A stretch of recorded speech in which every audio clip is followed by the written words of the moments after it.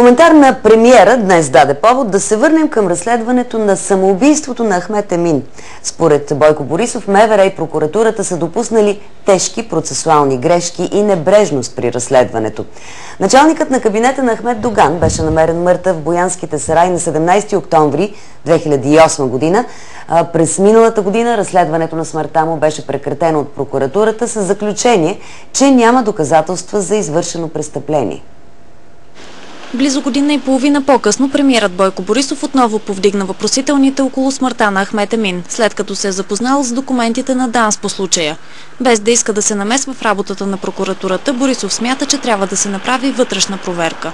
Аз като полицай съм силно озадачен от начина, по който е проведено това разследване. Много силно озадачен. Такава небрежност не мога да си обясна. Такова стечение на обстоятелствата, такава липса на интерес. Според ДПС обаче прокуратурата вече се е произнесла с прекратяването на разследването през април миналата година. Тогава от Софийската районна прокуратура заявиха, че не са събрани никакви доказателства за извършено престъпление.